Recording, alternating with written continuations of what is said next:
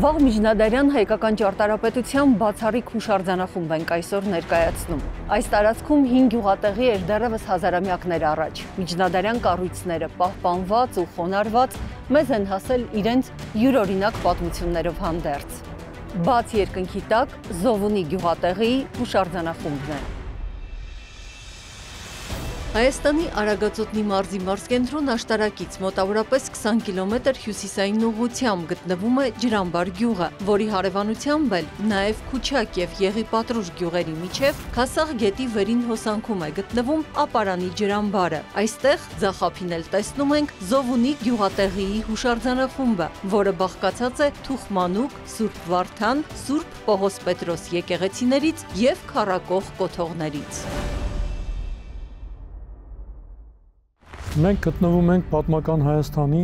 մեծ հայքի Նիկ գավառում։ Այս տարածքը հանձնվել է Կնդունի իշխանական տոհմին։ Այստեղ գործել են հայտնի 3 Կնդունի իշխաններ, որոնք հիմնադրել են ժամանակի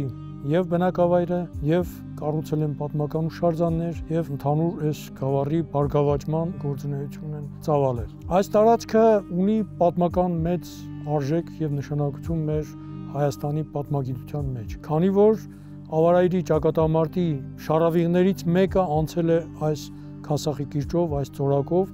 որտեղ եւ տեղի են ունեցել ճակատամարտի վերջին փոքր ճակատամարտերը, որին մեծ մասնակցություն են ունեցել նաեւ Կնդունի իշխանները, որի ժամանակ Տաճատ Կնդունին նահատակվել է եւ ուղարկավորվել է այս տարածքում։ Այսինքն մենք գործ ունենք հնագույն ժամանակներում ստեղծված բնակավայրի հետ, որտեղ տեղի են ունեցել պատմական մեծ անցքեր, իշխանական ժողովրդական շարժումներ եւ այլն եւ այլն։ Գյուղի անվանումը եղել է Ծառաշեն, սակայն հիշատակվել է նաեւ որպես առաքելոց։ Անունը հավանաբար ծագել է այն հանգամանքից, որ գյուղում ունեցել ենք ժամանակին 3 նշանավոր վաղ միջնադարյան եկեղեցիներ։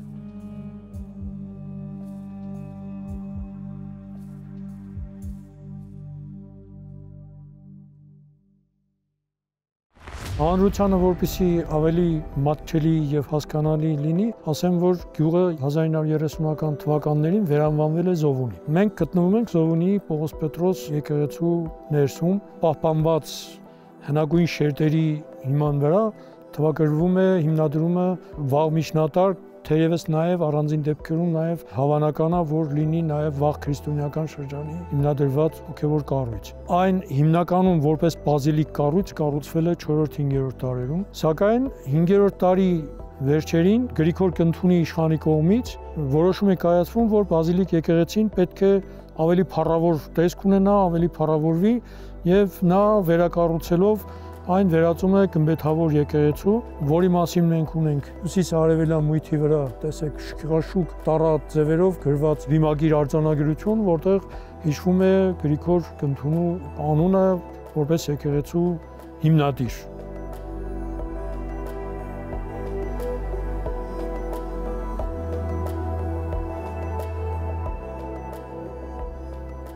Մասնագետների աչքով միանգամից ակնառու են այդ հավելակառուցումները։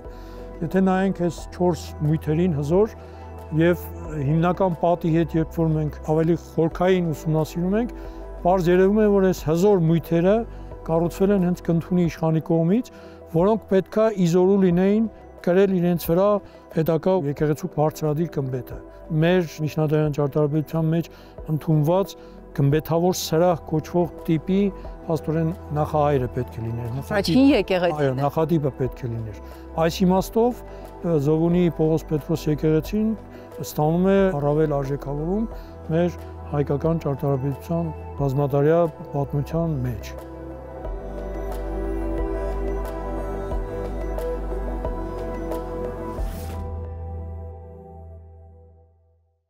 Հնագույն եկեղեցու վաղագույն շերտերի խոյակներից մեկն է, այստեղ հանգրվանած տիպիկ վաղ միջնադարյան զարդամոտիվ է, որը ընդունված է մեր վաղ միջնադարյան ճարտարապետության մեջ։ Սա շատ կարևոր դետալ է, մյուս կարևոր հանգամանքը սրա ընկած տեղն է, որովհետև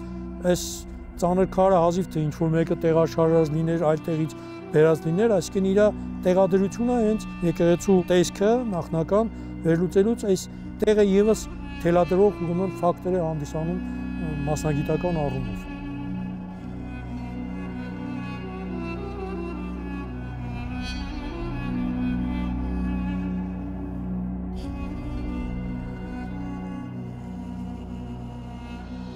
Այս զարդամոտիվը շատ հետաքրքիր ասիմետրիկ լուծումով, վերևում ատամնաշար հիշեցնող քիվերի մոտիվացիայով,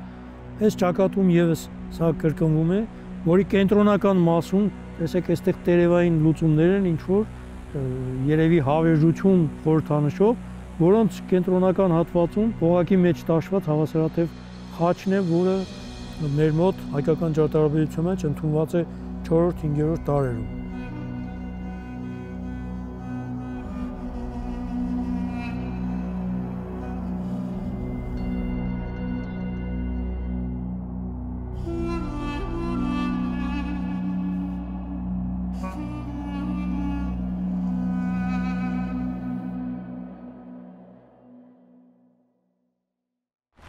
Երբ որ ներկախտ է տեղի ունենում Պարսկահայքի տարբեր բնակավայրերից հայերի ներկախտ, որոնց մի մասը տարբեր բնակավայրերում Երևանի շրջակայքում չհարմարվելով, ի վերջո փնտրտուքի մեջ երևի իրենց ավելի հոգեարազատ են համարում այս տարածքը, բնակություն են հաստատում այստեղ եւ հավանաբար այդ ժամանակ իրենց միջոցներով ավերված գմբեթավոր եկեղեցին վերածում են այդ ժամանակաշրջանին բնորոշ երկլանջ ծածկով հայտածածկ հողաշեն տանիքով եկեղեցու, որը գոյատևում է մինչև 1980-ականների վերջեր 90-ական թվականներ, երբ տարբեր պատճառներով ինքը անխնամ վիճակից ելնելով ուրեմն փլուզվում է։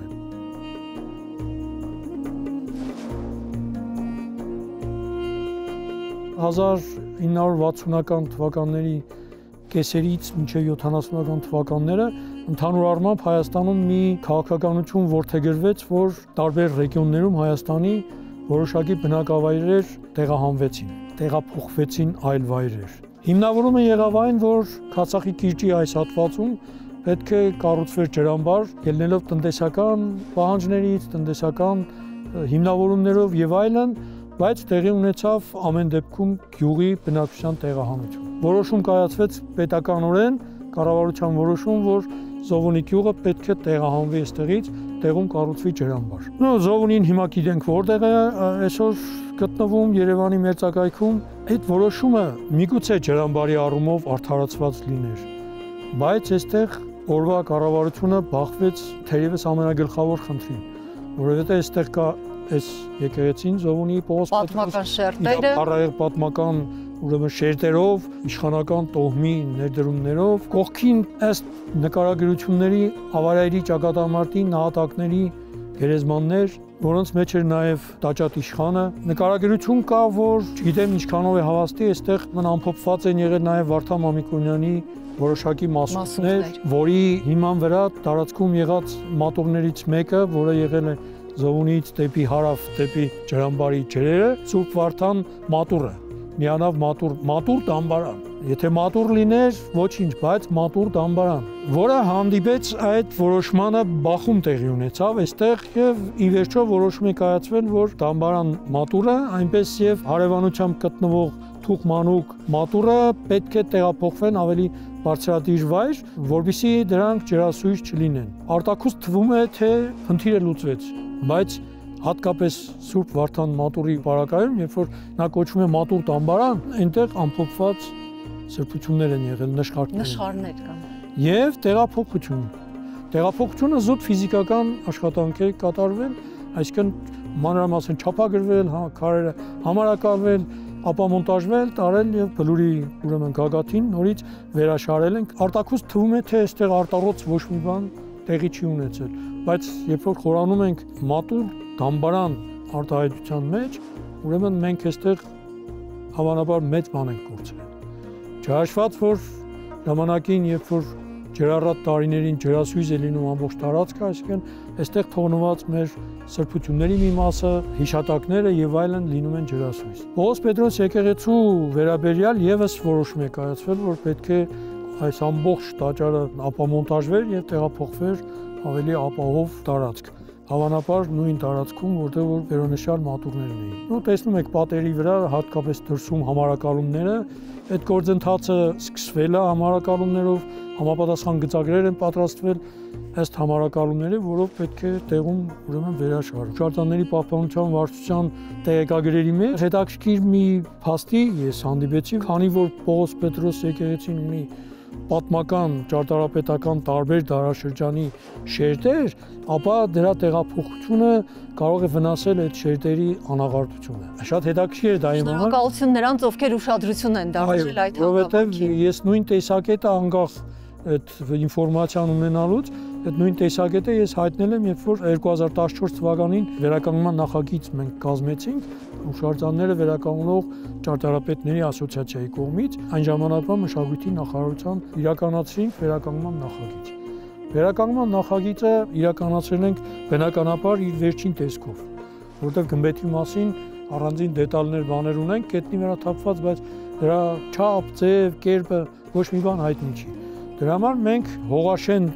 ծածկի ժամանակվա կառուցվածքով մենք որոշեցինք վերականգնել, որը հիմնական խնդիրը պետք է լիներ այս պահպանված հատվածների պահպանությունը, երկարաժամկետ պահպանությունը։ Տեսեք, հյուսիսային պատը համարակալված քարերը գետնին են, բավականին երկար ժամանակ պահպանված են եղել։ Հետագայում, երբ որ մենք տեսանք տնօրենի մոտ ջրամբարի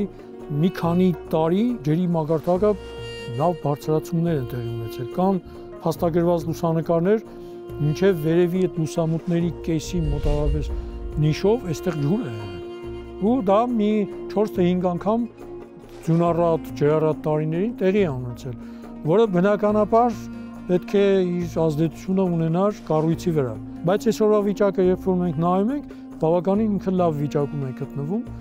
Այդ ամեն ինչից, այդ փորձություններ անցնելուց հետո իրականացրել է եկեղեցին երկկենցաղ կյանք մի քանի սեզոն, մի քանի տարի։ Մենք միանշանակ մասնագիտական խմբով որոշում կայացրինք, որ ոչ մի դեպքում սա չի կարելի տեղափոխել։ Եվ առաջարկվեց երկու տեսակետ լուծում։ Ջրի հետ կապված ունենք երկու խնդիր, կամ այնպիսի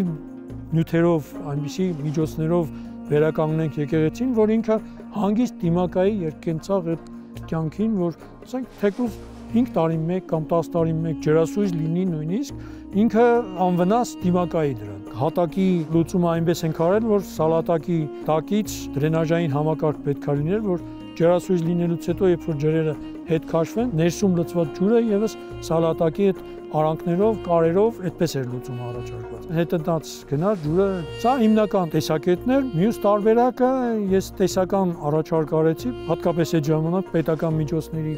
սղությունը թույլ չտվեց անդրադառնալ դրան։ Ես առաջարկում էի ջրամբարի ափի ինչ-որ սահմաններով պատնեշի նման մի կառույց իրականացվեր, որը բարձրացվեր այնքան, որ մենք գիտենք ջուրը ինչքան է բարձրանում մաքսիմումը։ Այն եկեղեցին պետք է լիներ մի կանաչ ափսեի մեջ, կղզի լիներ ինքը որպես կղզի։ Մարդիկ տուրիզմը եւ այլն այդ սեզոնին նույնիսկ կարելի էր ինչ-որ կամրջակի նման մի բան ստեղծել, մոտենալ, բայց եկեղեցին կապահովեր ջրային ողողումներից։ Դա մյուս տարբերակն էր, որը թողնվեց որպես ապակայի տարբերակ, այսպես ասած, ընդունվեց առաջի տարբերակը, որ վերականգնում ենք այսօրվա գոյություն ունեցող ջրամեջ նյութերով, շաղախներով,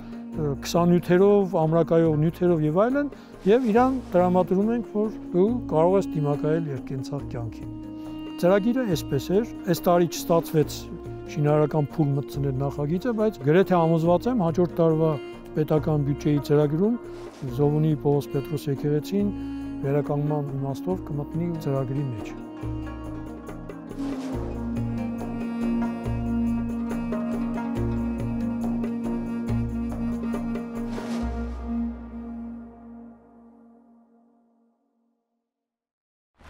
Ենթադրություն կա, որ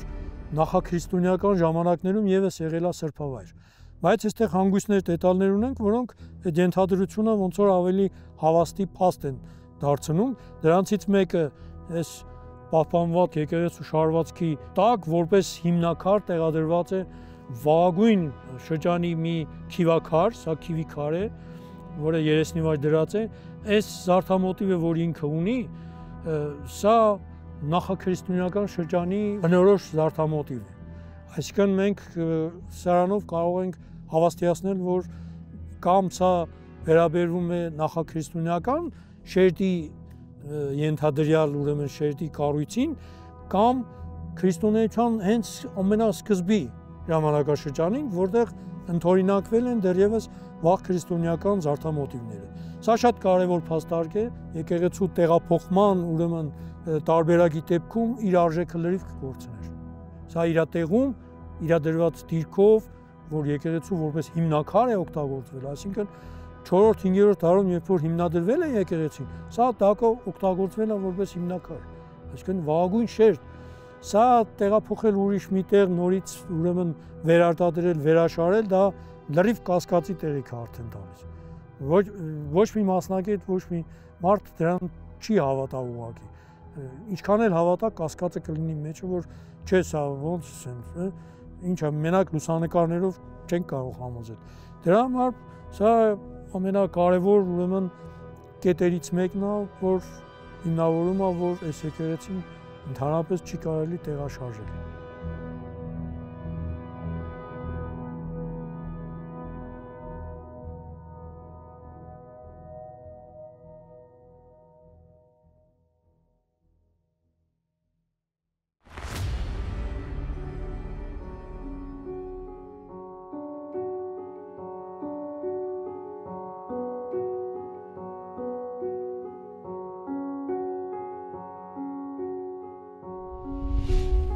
Ճարտարապետ Ալեքսանդր Սահինյանը Զովունիի ճարտարապետական խումբը հոդվածում մանրամասնորեն անդրադառնում է հուշարձանախմբին, գրելով. Շինարարական աշխատանքները Զովունիում սկզբնավորվել են շատ վաղ անցյալում։ Վաղ միջնադարում այստեղ արդեն գոյություն է ունեցել զարգացման բարձր աստիճանի վրա գտնվող ճարտարապետական կառուցվածքների խոշոր խումբ, որից պահպանվել են գյուղի արևելյան ծայրամասի փոքր բարձունքի վրա գիտական մեծ հետաքրքրություն ներկայացնող գմբեթակիր մեկ կիսավեր տաճար, նրանից արևելք 5 գերեզմանատան մեջ միանավ կառուցվածքի ու նրան կից դամբարանային երկհարկանի շենքի մնացորդներ, իսկ գմբեթակիր տաճարից դեպի հարավ երկայնական տիպի մեկ գողտրիկ մատուռ։ Մի շատ արժեքավոր հուշարձանի ավերակներ գտնվել են գմբեթակիր տաճարից դեպի արևելք, որի մասին Թորոս Թորամանյանը հաղորդում է. Այս եկեղեցու արևելյան կողմում քառորդ կիլոմետրի վրա կա ավելի մեծ մի եկեղեցու ավերակ, թեև հողին հավասարված, այնուամենայնիվ ձևը հայտնի է, որ եղել է Թալինի մեծ կաթողիկեի նման խաչաձև հատակագծով, շուրջը թափված քանդակազարդ խոյակներ և ուրիշ բեկորներ, որոնք կտանեն մինչև 5-րդ դար։ Ցավոք, այս հուշարձանը ներկայում ոչնչացված է, նշում է Ալեքսանդր Սահինյանը։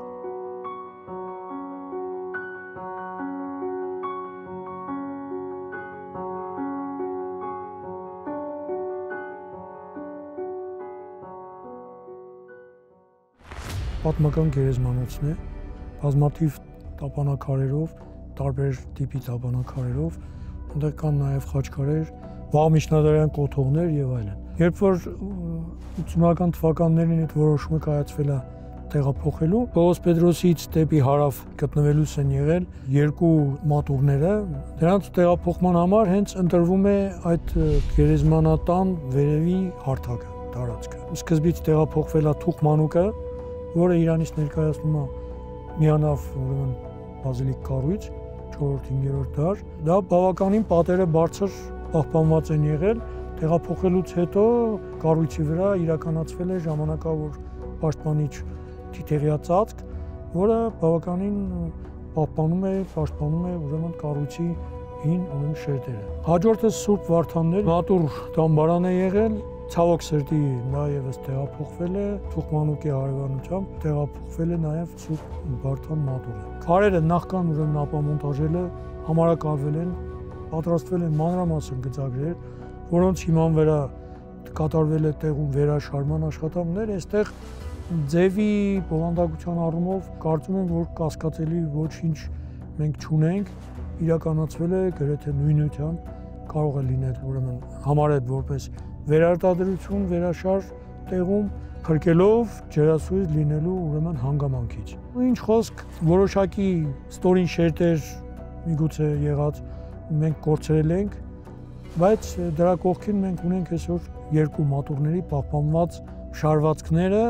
ինչպես որ եղել է վաղ միջնադարում։ Դա հենց այդպես պահպանվել է, նույնությամբ ուրեմն վերաշարվել է։ Սուրբ Վարդանը ընդամենը 2-3 շարք է պահպանվել, իսկ Թուխմանուկը նշեցի քիչ ավելի բարձր։ Բացի մատուռներից կողքը ունենք նաև վաղ միջնադարյան կոթողներ, որոնք եւս տեղափոխվել են տարածքից, իրենց անմիջական տարածքից տեղափոխվել են դեպի այդ հնավայրը։ Այսինքն մենք այսօր ունենք տուն հնավայրի տարածք, որտեղ կանգնած է Պողոս Պետրոս եկեղեցին, եւ ունենք վերարտադրված մի հնավայր, որտեղ տեղափոխվել են վերոնշյալ երկու մատուռները իրենց հարակից ուրեմն կոթողների մնացորդներով։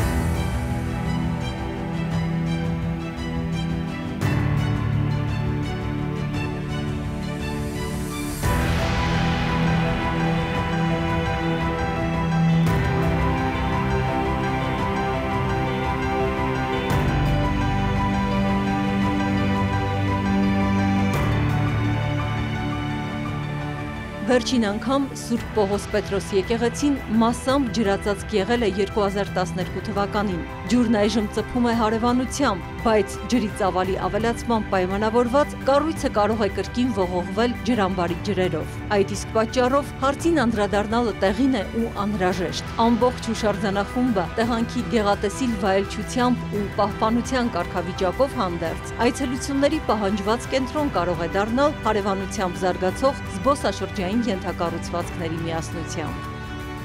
Բաց երկնքի տակ Զովունի գյուղատեղիի հուշարձանախումբներ։